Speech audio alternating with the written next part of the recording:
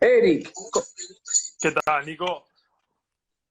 un gusto estar contigo y te pido disculpas si cometo algún furcio técnico.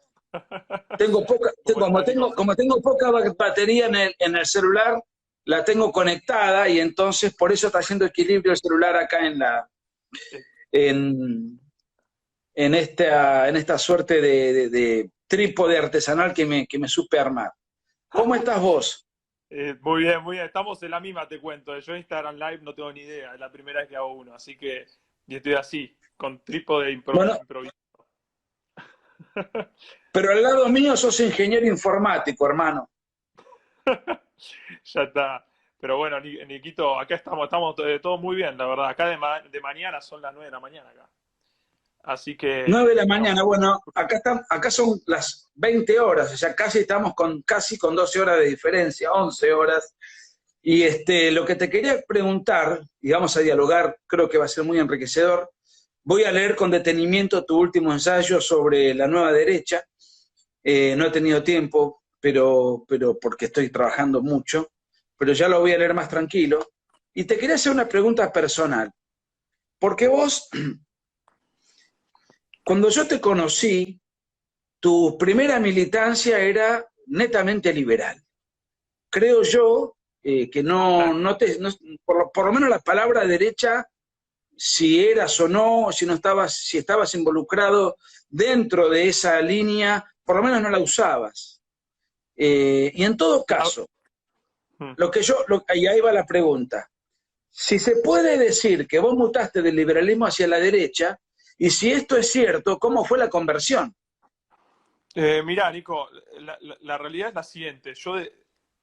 Desde muy chico siempre me califiqué de centro derecha por mi padre, que estamos hablando de la época en que toda la gente de derecha se calificaba de centro derecha porque era una, como decimos, una derecha muy economicista, no muy enfocada en el aspecto cultural. Estamos hablando cuando tenía 10, 11, 12 años, cuando empecé a ¿Vos qué edad aprender tenés, vos qué edad tenés 29, ahora? 29 tengo, 29, Sos ¿no? un pendex. Claro, eso es un...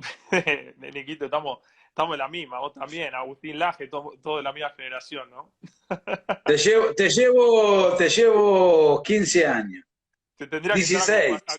acompañando con la birra, Nico, ¿eh? Pero me acabo de tomar un té, o sea, estamos a destiempo, man. No, estoy tomando Coca-Cola. A coca. Así que nada, la cuestión es que me formé en un liberalismo conservador, en principio, pero el conservadurismo adormecido, que tanto hablamos, ¿no? De aquella época, de fines de los 90, 2000.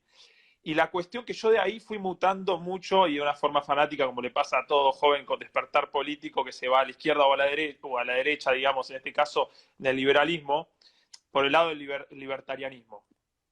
Y yo me acuerdo que uno de los primeros cruces era el tema del libertarianismo. Que vos, bueno, por supuesto, ya estabas adelantado todo lo que era toda la batalla cultural y le das con un palo. Y yo igual siempre me identificaba mucho con el libertarianismo no argentino, sino más con el de Estados Unidos, de un Ron Paul, de un Tea Party, que es más conservador, digamos, que no adhiere tanto al marxismo cultural. Y bueno, yo ahí empecé a viajar a los 21 años, estuve en el exterior, estuve en Europa, y en Europa mamás mucho marxismo cultural y te acostumbras a eso. Y la verdad que me dio mucha experiencia al ver mismo la gente común y los mismos los liberales, o gente, amigos míos que eran de derecha, capitalistas, pero en lo cultural era impresionante el lavado de cerebro que había. Y eso me influenciaba a mí, pero yo en un momento, viste, hice clic y dije, pará, acá hay un tema de fondo cultural que no cierra. Pues no puede ser que todo sea economía y que de la nada el hombre sea libre y haya un economicismo que surgió de la nada. ¿No? Acá hay fundamentos atrás culturales e institucionales que son clave y se están perdiendo. Y mismo yo lo estaba perdiendo porque eh, desde un punto de vista austríaco, la economía austríaca te enseña mucho de economía, pero no hay que perder de vista el punto de vista cultural, tradicionalista, que tampoco hace tanto hincapié Ayn Rand, que yo estaba metido también con Ayn Rand, ¿no? Y bueno, y fue así como de derecha conservadora, de chico, me fui medio para el centro y mismo coquetear un poco con el marxismo cultural, a luego volver hacia la derecha, pero una derecha, digamos, contundente, una derecha que pone como pilar, digamos, de la sociedad occidental y de nuestra libertad el conservadurismo. Y ya estos últimos 2 años he estado muy metido en lo que es el cristianismo, porque la verdad que yo tenía la imagen típica, la Edad Media es la época oscura, de que fue todo terrible y que el catolicismo lo único que hizo fue atrocidades, y la realidad es que no. Y yo creo que de toda esta transición de Occidente hoy en día, la nueva derecha, que es representada por Bolsonaro, Trump, Vox en España, que son unos, la verdad que son unos genios. Yo creo que desde el punto de vista intelectual de esos tipos creo que superan a Trump. Creo que confluyen en esta nueva derecha todos los mejores aspectos del tradicionalismo occidental, o sea, de reunir todos los aciertos y sumarle además una madurez en lo económico, porque había muchos nacionalistas conservadores hace 100 años que en lo económico les faltaba madurar. Entonces yo creo que toda esa madurez cultural, digamos, mismo institucional y económica, se está catalizando hoy en día en la nueva derecha, y yo creo que es un nuevo capítulo muy interesante. Y por supuesto, como vos muchas veces mencionás, la nueva izquierda empujó a la derecha hacia esto. O sea, se tuvo que... Bueno, mira, Eric, lo que vos me señalás me encanta, y yo te diría que a pesar de la diferencia de edad que nos separa, a mí me pasó más o menos lo mismo. Yo siempre fui digamos, en los años 80 y parte de los 90 me consideraba un liberal clásico, en donde la discusión era netamente económica. ¿Pero por qué razón? No por una cuestión personal, sino porque la discusión de la época era netamente económica. La discusión que tiene que ver con el marxismo cultural, la ideología de género, todo eso era muy propio de académicos metidos en determinados guetos de debates que no tenían ninguna función ni repercusión en la opinión pública. Yo no soy economista, soy abogado, aunque no ejerza, sabés que mi oficio es escribir, pero comprendo perfectamente tu inquietud. De hecho, en mi época, ya digo mi época como si tuviese 100 años, no era, la palabra libertario no existía. No existía Rothbard, no, digamos, existía, pero en Argentina no tenía ninguna influencia. Toda la influencia en Argentina era la escuela austríaca, que tenía Ludwig Erhard, Hayek, Mises, que tenían un paradigma para ver un modelo político-económico. Ahora la discusión es cultural, te diría, y accesoriamente económica. Por supuesto que la economía de mercado es fundamental. Ahora, me gustó algo que vos dijiste y que es muy cierto. El nacionalismo, o el patriotismo, diría yo, que aparece en muchas derechas, que aparece en Trump, que aparece en todas las derechas identitarias de Europa, tenían en una época determinada un carácter colectivo, no sé si colectivista, eso es corporativista, y con cierta propensión a cerrar las fronteras.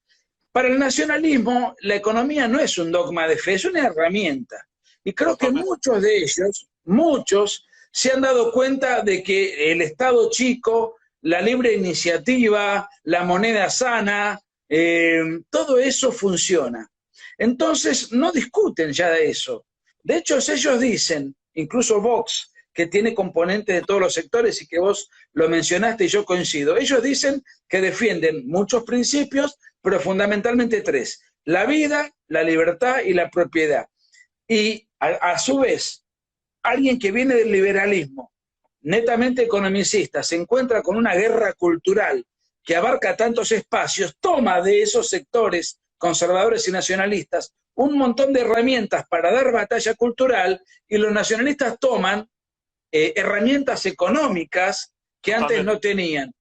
Y todo eso, todo ese mosaico, nos permite trabajar juntos, porque si uno analiza las organizaciones de izquierda, tampoco piensan todas iguales. Por ahí hacen alianzas, pero tienen diferentes referentes. Todo lo que vos me estás diciendo, a pesar de que nos separan unos cuantos años, no me quiero dar todavía de jubilado, pero a pesar de eso, creo que hemos vivido un proceso parecido, Eric. Totalmente, Nico. Y está confluyendo en esto que nos sorprende a todos, porque ¿quién se iba a imaginar hace 10 años nosotros los conservadores que éramos o sea, un movimiento reducido, mismo en Estados Unidos, que tiene una influencia muy conservadora y patriota, estaba dominada por los Obama, los John Kerry, los Biden, que ahora está candidato, pero después estaba dominada también por unos republicanos que totalmente le hacían juego a lo que es el marxismo cultural. Los republicanos. Te quería comentar, vos hablaste tanto en tu introducción y tan bien, que hubo algunos temas que me quedaron pendientes y que me los acuerdo ahora. Disculpame que te interrumpa, pero esto tiene que ver con lo que vos dijiste. Perfecto. Vos dijiste algo que me parece fundamental. Hablaste del Tea Party norteamericano, y el Tea Party norteamericano, si por algo se caracterizaba una manifestación de esas características, es porque todos llevaban su bandera norteamericana. Yo me acuerdo que en Argentina se organizó algo parecido en un hotel super paquete, y eso forma parte de un liberalismo elitista que ya no existe como tal, porque, claro, y se organizó un Tea Party, y todos los libertarios que estaban allí, que yo les llamo Liber Progress, decían, ni se les ocurra ir con banderas, porque eso es propio del patrioterismo, etcétera, etcétera. No se daban cuenta que los Tea Party norteamericanos tenían un fuerte sentido de pertenencia. Totalmente. Y eso vos lo mencionaste, y yo creo que en Argentina, que donde todo llega tarde, ahora se empiezan a dar cuenta de eso. Algunos, hay otros que siguen con el libre... El punto claro que haces ahí es el tema de identidad, la identidad cultural y la identidad nacional y la identidad cristiana son pilares, son el punto de partida de una sociedad. Si vos abolís eso, que los liberprogres y la derecha adormecida se ocupó de hacer eso durante décadas, mismo vos escuchás a Reagan en el 80 y la mayoría de los discursos era hablar de economía. Era hablar de economía. Igual está todo bien, Reagan es un conservador de primera, pero estaba muy enfocada en eso, la derecha. Se desvió el debate porque dijeron que ya la Unión Soviética está cayendo, cayó, listo, ¿ahora qué queda? Ya está, ganamos. Y la cuestión es que la identidad importa, porque si vos le sacás la identidad a una sociedad, por supuesto, por ahí en una sola generación no lo notás, la gente sigue mamando la cultura, pero luego las siguientes generaciones que nacen de padres que no le prestaron tanto interés a la identidad, pasar a tener generaciones de, por ejemplo, los europeos hoy en día, gente que no cree en nada y que no tiene ningún sentido de identidad, y entra el relativismo cultural. Y es ahí donde entra la izquierda. Vos le estás dejando el camino asfaltado a la izquierda, porque donde no hay identidad, y menos donde hay muchísimo ateísmo también, el ser humano busca líderes. La mayoría de los seres humanos busca líderes, y quien es el experto en generar líderes mesiánicos es la izquierda, con el populismo. Y es así como pasa a estar la sociedad sin identidad en bandeja o al azar del líder populista que surja. Y lo van a seguir hasta la muerte ese líder populista. Y nada, creo que ese punto que vos decís, el patriotismo, yo creo que las caras culturales más importantes son el nacionalismo y el cristianismo. Y ese es, por supuesto, hay otras naciones que, por ejemplo, yo decía, Israel son judíos, bueno, su moral es la judía, que bueno, somos muy parecidos, compartimos parte de la tradición, pero nuestra sociedad nació cristiana, muy enfocada en la Iglesia Católica, por supuesto, pero hoy en día hay iglesias protestantes también en Argentina, evangelistas. Es pilar tener en cuenta que la tradición cristiana y el nacionalismo es lo fundante de nuestra sociedad, y no se puede negociar. Entonces los libertarios, de verdad, y la izquierda no quieren saber nada con eso. Y bueno. Mirá, vos diste en algo muy interesante, que tiene que ver, yo haría dos reflexiones. Primero, cuando se ataca a la Iglesia Católica por características polémicas, como fue la etapa de la Inquisición, yo te diría lo siguiente: ¿cómo eran en aquella época los musulmanes? ¿Cómo eran en aquella época otros credos en otras geografías? Porque vos todo lo tenés que analizar en un contexto. ¿Cómo era? por ejemplo, una cárcel política, no secular, era mucho más dura que las cárceles de la Inquisición. Por eso es famoso el concepto de que muchos presos que estaban en las delincuentes comunes, que estaban en cárceles seculares, blasfemaban para ser trasladados a las cárceles de la Inquisición. Porque con la Inquisición, vos tenías un abogado defensor que no existía. Vos antes en las cárceles políticas de la Edad Media te tenías que defender vos ante el fiscal y ante el juez. No tenías un abogado defensor. No existía el principio de inocencia. Y con arrepentirte podías salir absuelto. No estoy haciendo una apología de un sistema que hoy obviamente no tiene cabida, pero fue un avance para la época. Esto dicho de esta manera es un escándalo. Es un escándalo. No, digo que lo que no sabe la gente es que eran los musulmanes que hacían en esa época. Igual me gusta separar a mí lo que son las cruzadas de la Inquisición. Son cosas un poco diferentes. En la Inquisición en España se le fue la mano. Igualmente, como decimos, en 3 siglos murieron creo de 3.000 personas por la Inquisición.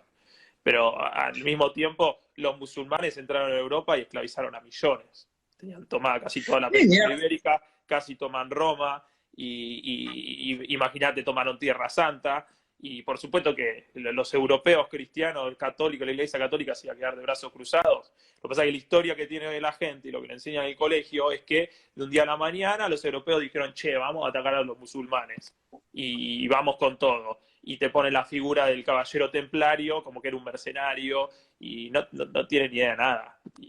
Y la verdad. Mira, hay un pensador francés que yo suelo citar, Maurras. Está bien, él fue un pensador de su tiempo, tenía las ideas de su tiempo. Primera mitad del siglo XX en Francia. Creo que murió en 1951. Él decía algo, se le atribuye una frase que no es exactamente de él, pero que pone de manifiesto cuál fue su derrotero ideológico. Él no creía en Dios. Y él decía, yo soy ateo, pero católico, porque él creía que las instituciones eclesiásticas fomentaban hábitos operativos buenos, y de hecho si uno va, y hablaste de los judíos, que forma parte del Antiguo Testamento, los principios fundantes de una comunidad política para sobrevivir, para convivir y para prosperar, están en los 10 mandamientos, independientemente de que vos creas o no en Dios. No robar, no codiciar bienes ajenos. Ahí ya tenés en 2 mandamientos la existencia de la propiedad privada, ¿no? Sin duda. Si hay bienes ajenos, obviamente existe la propiedad privada. Si yo voy a cometer un robo, existe la propiedad privada. Después, no matar, no mentir, todos hábitos operativos que nadie niega, forman parte de nuestra civilización. Todos estamos de acuerdo en Occidente, aunque vos creas o no en Dios, es un tema aparte. Y eso lo ha difundido históricamente la Iglesia, llámese católica o llámese protestante, presbiteriana, etc.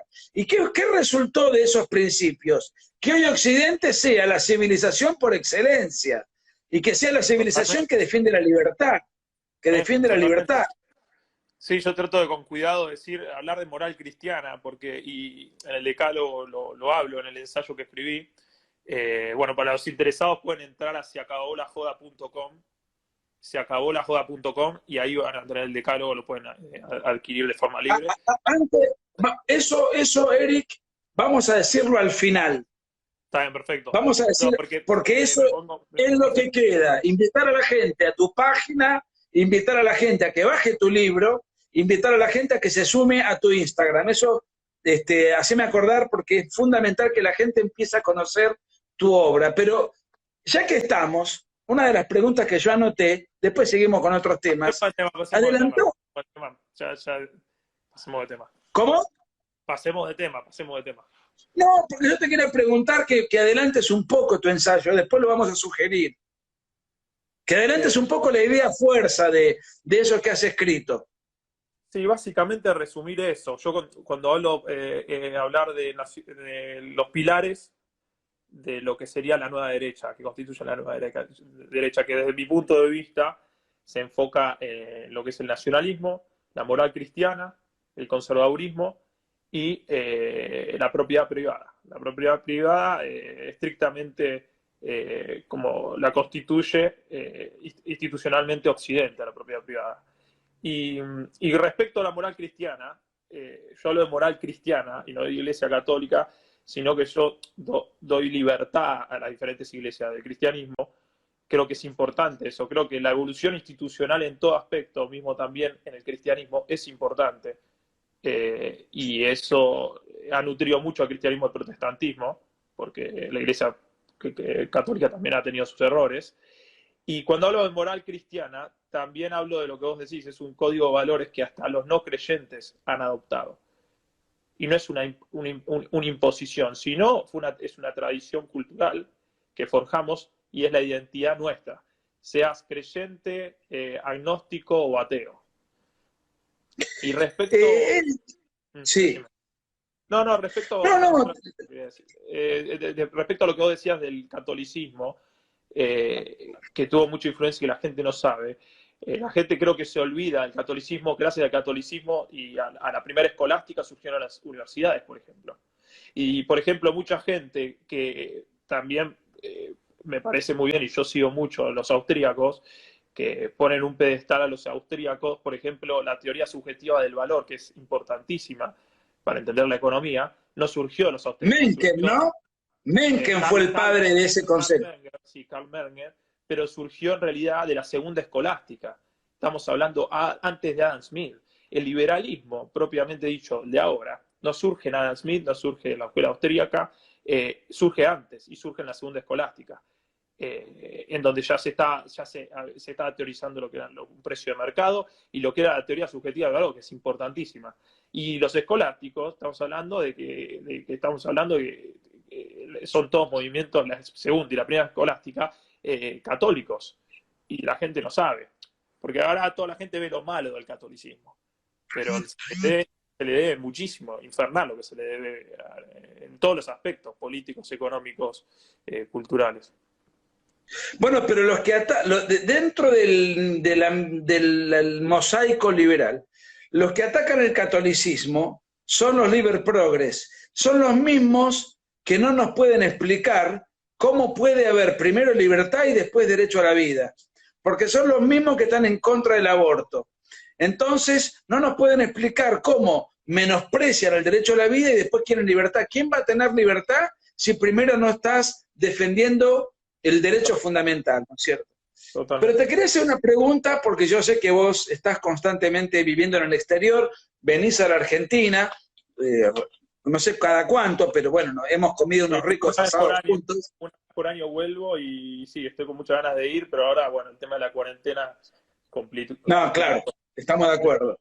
Pero me refiero a que estás muy conectado, estás en Australia, digamos, establecido, o viajás mucho por Europa. Bueno, ahora no me refiero a la coyuntura actual. No, ahora porque no, lo que te quería preguntar lo siguiente, ¿qué diferencia ves vos, si es que la hay, por ahí no la hay, entre Trump, Bolsonaro y alguna otra expresión de centro derecha o de derecha que haya en América Latina? Piñera no es santo de mi devoción, pero ponele. Ahora la calle en Uruguay, bueno, la calle recién empieza, pero pongamos Trump y Bolsonaro como dos paradigmas de dos países gigantescos. ¿Le ves diferencia a estas derechas respecto de las derechas europeas? ¿Son más o menos lo mismo? Yo creo que hay matices, pero las matices corresponden no por decir yo me diferencio de tal, sino por un tema de redescubrimiento de la derecha. Como se está dando de una forma aislada, yo no creo que Trump haya pensado en Bolsonaro o mismo Vox haya pensado en Bolsonaro, por ejemplo, o viceversa, sino que se está dando de forma espontánea y por supuesto que hacer un movimiento bastante virgen, hay lugares en los cuales se encuentran, pero no quiere decir que no estén en la misma línea. Por ejemplo, yo voy a dar un ejemplo de nueva derecha, pero la más nacionalista, digamos, es Le Pen. Puedo asegurar que Le Pen está totalmente dispuesta a flexibilizarse en lo que son los aspectos económicos y sociales respecto a su padre, por ejemplo. Y, por ejemplo, Sí. la calle Pau, que digamos que sería una derecha eh, que me parece espectacular, la calle Pau, pero no tan derecha como Bolsonaro, es un tema de descubrimiento de la calle Pau. Sin duda, al lado de Bolsonaro, me parece un prócer de la nueva derecha, Bolsonaro. No solo por como lo que defiende, sino el conjunto de idearios que el tipo tiene. El tipo en economía es austríaco, nacionalista, patriótico, cristiano. Es impresionante cómo hace influencia cristiana en todos sus discursos, es clave. Y Vox, pero bueno, después los europeos sí se dividen, porque en Europa pega mucho lo que es el tema de inmigración. Entonces los debates contra la nueva izquierda, de la nueva derecha, van mutando de acuerdo a las latitudes, ¿no? Nosotros en Argentina no tenemos la inmigración musulmana. Entonces, seguramente nuestra derecha, nueva derecha, el foco de cuestión, si bien una de las agendas de la nueva izquierda es la islamización del mundo occidental, en Argentina no nos pega. A nosotros nos pegaría mucho más lo que es el abolicionismo, el garanto abolicionismo penal, por ejemplo, que es otra rama de la nueva izquierda. Que La seguramente ideología de género. claro, y la ideología de género. Que bueno, la ideología de género creo que es la madre de todas las batallas porque es la causa de la nueva izquierda que pega en todo el mundo. Y eso sí no tiene latitudes. Y es así como muy, muy bien ustedes con tanta categoría documentaron y refutaron en el libro el negro de la nueva izquierda, que es, bueno, para los que no lo conocen, léanlo, pues es una obra maestra. Después te doy una comisión por las ventas. No, pero no, estuvimos tan agradecidos con Nachi, con mi hermano, con Nachito, que vos nos diste la posibilidad de leerlo, creo que una semana o 2 semanas antes de que salga público. Estábamos en ese momento en Europa y me lo mandaste. Y con Nachi nos lo devoramos en 2, 3 semanas al libro, lo comentamos y espectacular. ¿Vos creés que la nueva derecha llegó para quedarse o es una moda ocasional? No, yo creo que llegó para quedarse y si se actúa de forma inteligente, yo creo que para quedarse. Porque no nos olvidemos que la izquierda avanzó porque nos dormimos nosotros, no por mérito de ellos. La izquierda es burda, no es astuta, comete muchos errores políticos, pisa el palito en muchos aspectos. Estoy hablando desde el punto de vista político. Y la izquierda, al moverse frente a la realidad por medio de un discurso políticamente correcto, ese discurso está muy acotado, el accionar de ese discurso está muy limitado, porque tenés que caerle bien a todo el mundo y tenés que decirlo políticamente correcto y tenés que accionar de esa forma. Los europeos, los políticos europeos que están totalmente adormecidos y haciendo juego a la corrección política, te das cuenta que no pueden accionar. Tienen problemáticas como la inmigración masiva y no saben qué hacer, porque estuvieron defendiendo el multiculturalismo durante décadas y ahora se dan cuenta que es todo un cuentito el multiculturalismo y que lo único que genera es colapso social y bueno, inseguridad y olvídate. Entonces, al ser políticamente correcto, no tiene muchas herramientas para resolver los problemas. Pero la nueva derecha, se va de la caja de lo políticamente correcto y viene para decir las cosas como son y cómo se deben hacer. Y es por eso que tanta gente que no se identifica de derecha o conservadora o de centro o no ideologizada, se vio tan identificada en Estados Unidos con Trump, en Brasil con Bolsonaro. Gente que escucha hablar a Vox en España y dice, esto es sentido común. Lo que pasa es que hace tanto que no se hablaba de sentido común. Y no estamos hablando de sentido común cultural, no de economía. Porque bueno, hoy en día el sentido común lo utilizan mucho los economistas en Argentina, por solo hablar de economía. Estamos hablando del sentido común, de lo que valora la gente realmente. Mira, vos sabés que yo tuve la suerte el año pasado, hace poco, en noviembre, con Agustín Laje estábamos en Madrid haciendo, no, el año pasado, perdón, 2018. Estábamos haciendo una gira y estábamos en Murcia, en un hotel, dimos una conferencia y 1 hora después, en el mismo hotel, iba a haber un acto de Vox. obviamente nos quedamos, fue impresionante, estaba repleto de gente, y cuando habló Abascal o cuando hablaron diferentes referentes, había una mística, la gente con banderas españolas, se cantó el himno español, se le pegó a Podemos de una manera brutal, o sea, no como en Argentina, donde todos tienen diferencias de matices, pero son todos buenos. Resulta que a mí me conmovió y esto me da pie para preguntarte algo que a mí siempre me da vueltas en la cabeza, por lo siguiente. Nosotros, y en esto no coincido mucho con los racionalistas tipo Ayn Rand, la política y la vida humana está cargada de pasión y de emoción, y después de racionalidad, nos guste o no, nos guste o no. Vamos a poner un ejemplo tonto. Vos te enamorás de una mujer, pero vos no te enamorás porque hiciste un cálculo matemático. Te enamorás primero porque hay una cuestión emocional, después tenés argumentos para proyectarte con esa persona. Así es la vida y así es la política. Cualquier relación humana no crematística, cualquier relación humana no económica, tiene gran repercusión emocional, y no solo emocional, otra palabra que no le gusta a los liberales, es colectivista.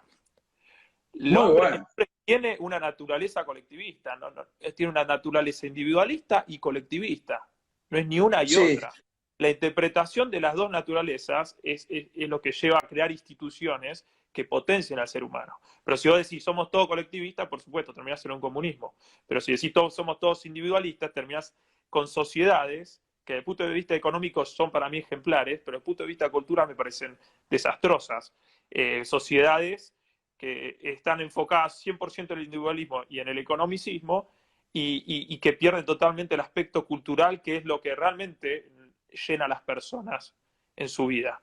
La economía es un aspecto, la función empresarial es un aspecto de la gente, pero después todo lo social, que es lo que realmente llena, y lo espiritual también, corre por cuenta totalmente de la naturaleza colectivista que tenemos. Y también el altruismo voluntario, que bueno, le dan con un palo muchos randianos. El altruismo, si es institucionalizado por medio de la violencia, es malo, pero el altruismo como modo con tus pares, perfecto. No, bueno, tiene que ver con el instinto de sociabilidad del ser humano, y me gustó esa separación que hiciste respecto de que en lo económico uno es netamente racional. Y es verdad, si yo voy a hacer una alianza con vos o con otra persona para emprender para un emprendimiento económico, lo voy a hacer con aquel que me permita ganar más dinero. Ahí está claro. La relación de amistad no. Pero bueno, o sea, me encantó. Entonces, ¿pero por qué te puse el ejemplo de Vox y por qué hablé de la parte emocional? Porque yo mismo, sin ser español, siendo obviamente argentino, me sentí conmovido. ¿Qué había en ese acto, más allá de las argumentaciones de los disertantes con las cuales cuyo mensaje era previsible y yo de antemano adhería a eso? A mí lo que me impactó es la épica, la mística. Y entonces eso un poco tiene que ver con cómo veías vos el aspecto, si vos considerás que la nueva derecha, más allá de Vox, está forjando una mística propia, porque la izquierda tiene su mística, claramente, una mística exacerbada que está muy por encima de la razón. Ahí yo creo que hay un desequilibrio, ¿no? Porque la mística es desbordante, las banderas, el Che Guevara, la revolución. Ahora, cuando vos llevas eso a un aspecto racional, ahí la izquierda no funciona. Pero... Coincido 100%, Nico. Mi punto es, la izquierda genera mística, creo, por medio de la corrección política y las emociones. Pero la realidad es que las sociedades en manos de la izquierda se han desmoralizado. Y las sociedades están desmoralizadas. La mística de la nueva derecha viene por moralizar nuevamente a la sociedad. Moralizándola, vos en Argentina ves a la gente que hay caos social, la gente está violenta, la gente está desmoralizada. Y la gente escucha un político, otro adhiere un poco más que otro, a este adhiero más o menos, el menos malo. Mirá, a este en lo económico dice cosas que son, la verdad, que tienen sentido, lo voto, ¿Pero por qué? Sí, porque me dice que me va a bajar impuestos. Pero vos diciéndole a la gente que vas a bajar impuestos, no la moralizás a la gente. No le generás una mística que realmente vaya a las raíces de su ser como persona y para crecer no solo en pos de generar una empresa y llenarse de plata, no, sino crecer como comunidad. Y esa mística, que la pueden llamar mucha gente colectivista y que es manipulación de masa. No, si los fundamentos son propios de nuestra cultura occidental y la moral de fondo es la que nosotros defendemos, no tiene nada de malo. O sea si la moral de fondo es la correcta, no tiene nada de malo ese sentimiento, digamos, que puede llegar a ser colectivizante, moral. Mientras que no sea impuesto por la fuerza, institucionalmente por la fuerza, y sea de forma espontánea, me parece perfecto. La diferencia de los movimientos de masa de izquierda es que sus fundamentos son antihumanos desde mi punto de vista, porque la izquierda ha estado empecinada en eliminar todas las instituciones o atentar contra todas las instituciones que potencian nuestra naturaleza humana. Yo qué sé, por ejemplo, La familia. la procreación, ¿no? Que expandirnos como especie. ¿Qué están atacando? La familia. La institución que protege no solo al matrimonio, sino a la prole, a los hijos, que protege a la familia y a la prole, como vos explicás muy bien, no me acuerdo si fue en el libro de la Nueva Izquierda, que para eso surge el matrimonio, no surge para cumplir un capricho de la familia que digo, che, quiero tener un título matrimonial. No, surge justamente para proteger a esa institución clave de la sociedad. Y ahora por capricho, bueno, y nuestra propensión natural, ¿cuál es? Eso es a las relaciones heterosexuales y a tener hijos, y así es como se expande nuestra especie. Por supuesto que si alguien tiene la individualidad y el gusto de tener una relación homosexual, está en su libertad, pero no está en la prioridad del Estado institucionalizar eso. ¿Por qué? Porque de eso no surge la prole y no es como así se expande la especie humana, ¿no? O sea, lo importante del Estado, el Estado está para las cosas importantes. O sea, para eso tiene que institucionalizar también la amistad. Che, quiero tener un contrato de matrimonio por ser amigo. No, eso no es importante, no le compete al Estado. Y no solo eso, también ha tratado de minar la izquierda otras instituciones importantísimas que hacen a la naturaleza del ser humano. Por ejemplo, la propiedad privada. La propiedad privada representa la espontaneidad natural que hay en el ser humano en relacionarse y intercambiar con sus pares. Que en el Estado salvaje existe también las relaciones, intercambios entre pares, por supuesto de forma barbárica, pero existe, avasallando seguramente, hay robo, pero existe ese intercambio, esa propensión. La propiedad privada, la institución de la propiedad privada, lo que hace es institucionalizar eso, civilizarlo, y que hace la izquierda va contra eso también. Ahora nuestra propensión también es alimentarnos de otras especies, natural en nuestra especie, comer y alimentarnos de otras especies. Y ahora cae el veganismo y el animalismo de decir, no puedes alimentarte de otras especies. Entonces, viste, es así, y van tras una y otra, y no te das cuenta, y nada, somos el sapo que se hierve de a poco, ¿no? Vos sabés que te cuento una anécdota que la suelo contar mucho, pero total, no está mal repetirla. Cuando con Agustín nosotros presentamos en soledad, con todo el ataque del liberprogresismo local, que no nos entendía y que... Nosotros presentamos el libro negro de la Nueva Izquierda en el Círculo Militar. El promedio de edad era de entre 70 y 80 años, de los asistentes. Y Agustín, creo que una vez, o yo le dije a Agustín, nunca me acuerdo, pero nos dijimos mutuamente, nos quedan 10 años de carrera como escritores. Por una cuestión biológica, ¿no? Nuestros lectores van a pasar a mejor mundo. Yo estaba en esas épocas, era uno de los pocos jóvenes. Bueno, y ese fue hace 4 años, vos tenías 25. Cuando empezamos con todo esto, con pocos recursos, y de repente ahora vemos que hay una juventud conservadora. En aquella época, ser conservador era ser parte de una raza que se extingue.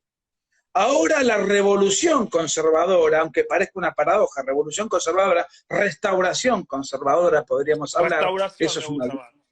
Restauración. podemos hablar de restauración. Está, pero plagada de jóvenes. Te diría que el 80-90% son jóvenes. Bueno, ¿a qué atribuís ese recambio generacional tan abrupto? Porque no es que son jóvenes de 40 o 50 respecto de los que tenían 80, no, son jóvenes de 20, 25, 30 años. ¿Por dónde ves que impactó? ¿Cuál sería la causa por la cual estas ideas impactaron en un sector tan juvenil de la población en Argentina y en el resto de Occidente? Y yo creo que los jóvenes, al ser jóvenes, están en un proceso de aprendimiento, ¿no? De aprendizaje, digo.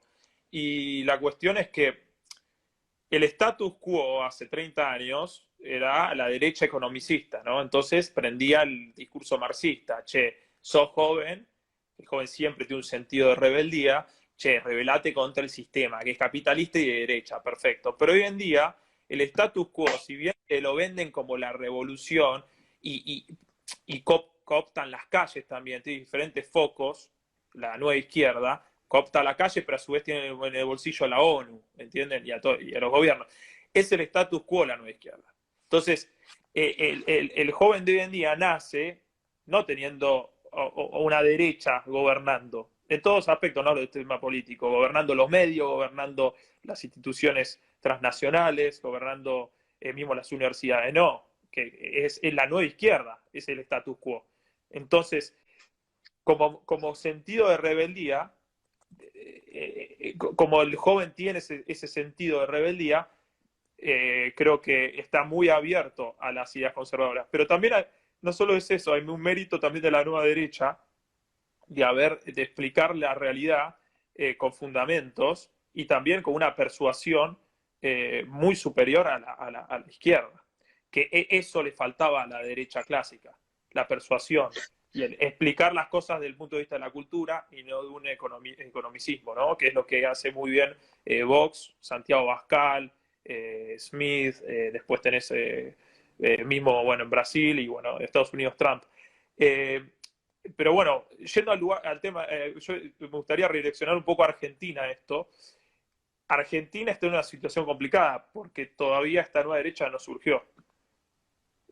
Mira, hay Lo que la gente un piensa libro. como derecha lo ve a gente economicista o gente retrógrada, pero no existe la nueva derecha en la Argentina. O sea, está representada por vos, Laje, y algunas personas más, pero no está constituida. Bueno, y no, me estoy olvidando de Gómez Centurión, que está haciendo un trabajo, pero bueno, está muy identificada. ¿Me ves? Sí, sí, te veo perfecto. ¿Me ves?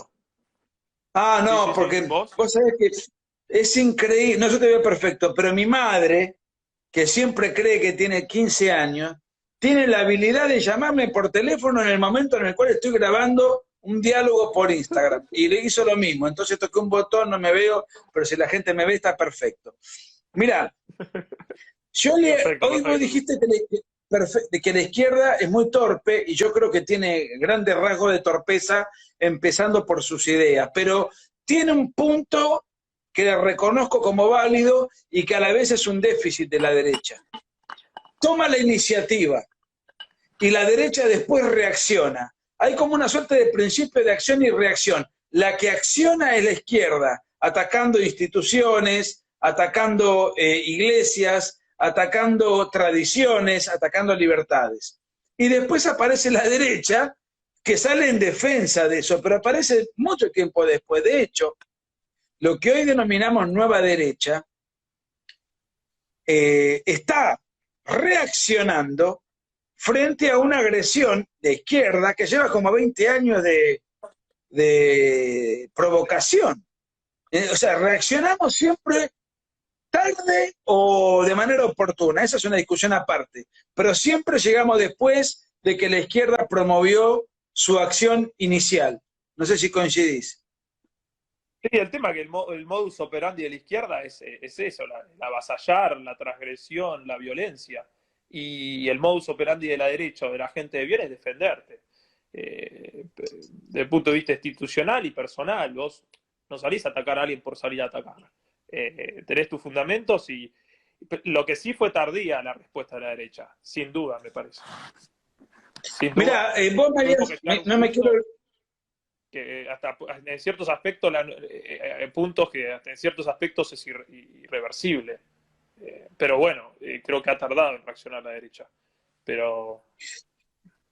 Te llevo un poco a la Argentina, que tiene que ver con lo siguiente. Yo leí hace muchos años, en el año 2010, hace 10 años, escribí una biografía pequeña, chiquita, sobre Hugo Chávez, que todavía vivía, obviamente, y bueno, y estaba en su momento de apogeo porque el petróleo estaba muy alto, el proyecto bolivariano estaba en un momento muy potente. Dentro de la biografía que utilicé, leí a un mexicano, Enrique Krause, en México es muy reconocido, su biografía se llamaba El poder y el delirio, bastante mala la biografía, por cierto, pero no importa. Pero tuvo una frase que a mí me encantó. Él dijo, uno conoce mejor a su país cuando viaja al exterior, porque ahí aparece un poco el contraste, ¿no? Entonces, vos que estás en el exterior, me gustaría saber, porque vos hoy querías redireccionarlo a la Argentina, entonces vamos a redireccionarlo. Dos cosas. Una, ¿cómo ves al gobierno? Pregunta que me imagino la respuesta, pero me gustaría que desarrolles. Y segundo punto, si vos creés que hay masa crítica para un partido de derecha. Y esto te lo pregunto en función de que hubo dos partidos, uno liderado por Gómez Centurión, otro liderado por Esper, y los dos fracasaron, hay que ser honestos. La cantidad de votos o porcentaje de votos fue muy pobre. Bueno, empecemos por cómo ves al gobierno. No, desde, lo que me dijiste al principio, de afuera yo creo que te pasa que conocés, pero además valorás más lo tuyo. Yo me fui de Argentina en un contexto que fue cuando ganó Cristina en 2011. Me acuerdo, ganó Cristina y con mi hermano tuvimos la posibilidad y dije, bueno, vamos a la mierda, ya está. Porque estábamos, o sea, era en el momento, o sea, culmi de lo mejor del kirchnerismo, 53% había sacado Cristina, ¿no? Y bueno, nos fuimos. Y desde afuera, yo la verdad que se valora mucho a Argentina, que sigue teniendo, hay una tradición cultural cristiana arraigada, nacionalista, pero creo que no tiene muchos lineamientos hoy en día, pero existe. Muy diferentes en el primer mundo, que económicamente están muy bien, pero desde el punto de vista cultural están mucho peor que nosotros, mucho peor. No estoy hablando de temas económicos, cultura del trabajo eso sí falta. Estoy hablando temas culturales, nacionalistas, cristianos las tradiciones, ¿no? Las costumbres. Creo que el primer mundo están peor. Y bueno, yo creo que eso es muy importante de Argentina. El tema de la nueva derecha que tenga un lugar en Argentina, hay que entender los flagelos que hay en la sociedad argentina respecto a que impone la nueva izquierda, que como dije son diferentes en cada país. Y en Argentina hay que ponerle nombre y apellido y salir al ataque. El ataque es titubear y decir las cosas como son, sin corrección política, sin miedo, y decir las cosas como son. Y creo que Gómez Centurión ha hecho un muy buen trabajo en el poco tiempo que tuvo antes de las elecciones. Creo que Gómez Centurión fue un tema de tiempo también. Él dijo que iba a postularse 3 meses antes, creo, o 4 meses antes. Sí. Digamos que Argentina no tuvo, ni en Gómez Centurión, ni en Esper, más allá de que yo voté por Gómez Centurión por varias razones. Una de las razones es porque Esper, en materia del aborto, fue muy poco, digamos, tuvo como ambigüedades, vaguedades, fue y vino. Entonces, bueno, yo voté por Gómez Centurión, no solo por esa causa, ojo. De hecho, Gómez Centurión, que viene del nacionalismo, tenía como referente y asesor económico a Agustín Monteverde, que es alguien de inequívoca tendencia liberal. O sea que ahí vemos un poco cómo empezó esta charla, cómo el nacionalismo, el conservadurismo y el liberalismo tranquilamente pueden convivir en un mismo espacio. Pero ni Gómez Centurión ni expertos tuvieron un partido profesional. Fueron partidos netamente amateurs, organizados a último momento, muy flojos de papeles a nivel jurídico. Bah, eso al margen. Pero había otro tema en la última elección que no era menor, Eric. Había una bipolaridad, una, ¿cómo se llama? No me sale la palabra exacta.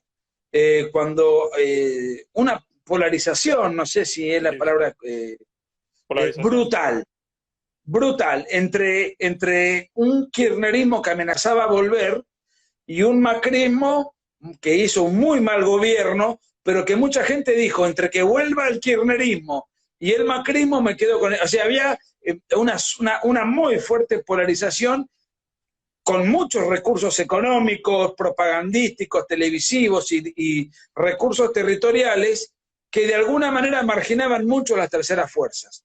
Yo estoy muy expectante respecto del año que viene. ¿Por qué? Porque las fuerzas de centro derecha o de derecha van a tener tiempo para poder organizarse, tienen tiempo. Y el segundo aspecto es que cuando alguien vota, sufraga en favor de un diputado, un senador, o sea, un cargo legislativo, hay mucho mayor libertad, porque ahí no se juega un gobierno.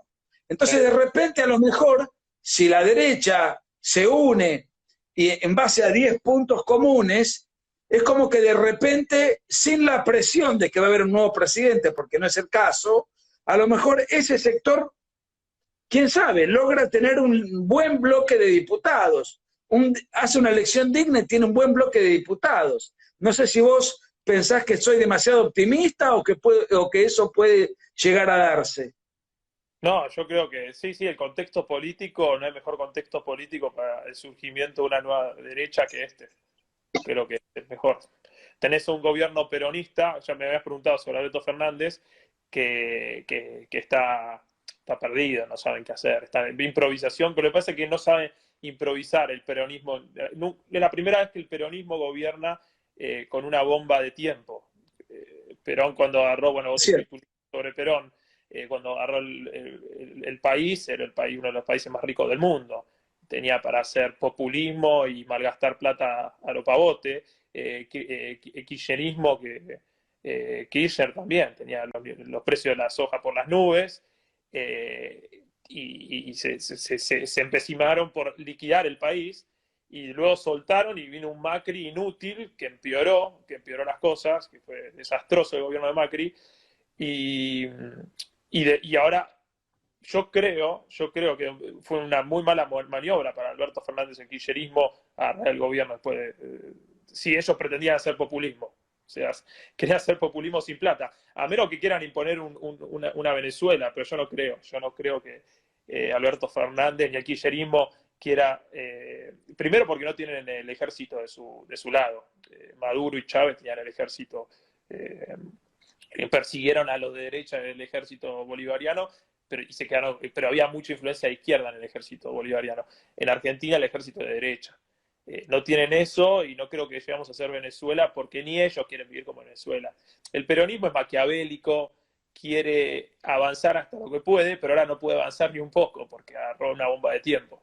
Y este contexto, esta bomba de tiempo, que yo creo que el gobierno de Alberto Fernández por supuesto ahora, después de la cuarentena, va a explotar por los aires la economía, la peor crisis de la historia, pero sin dudas, los indicadores los macroeconómicos son los peores de la historia. O sea, para mí va a ser la crisis argentina, lamentablemente.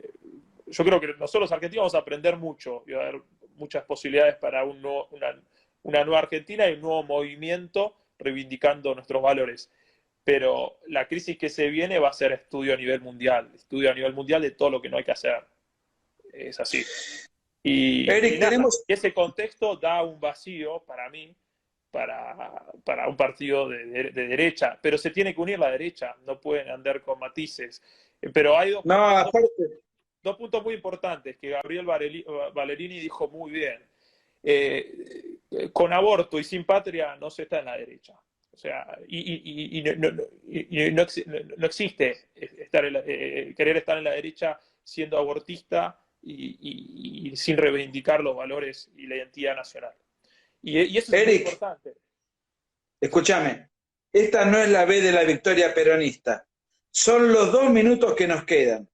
Entonces, punto 1, Vale.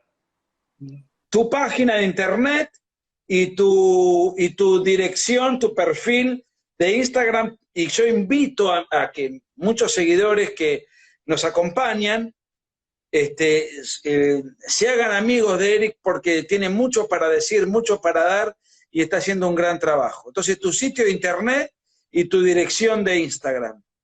Perfecto, Nico, te agradezco. Bueno, Instagram, se acabó la joda.ok, y página de internet, se acabó la joda.com. Van a poder encontrar el ensayo que escribí sobre la nueva derecha, lo pueden descargar de forma libre, compartirlo, libre disposición de todo el mundo. Así que bueno, Nico, también te agradezco muchísimo por el aporte que también has hecho a esto que estoy haciendo, es muy grande. Esperemos que bueno, podamos nuclearnos entre una página y otra, Prensa Republicana, Sin duda. gran sitio web Yo derechista. voy a subir en Prensa Republicana tu ensayo y me falta que me mandes el flyer de la tapa o no sé cómo se llama. Dale, dale, dale.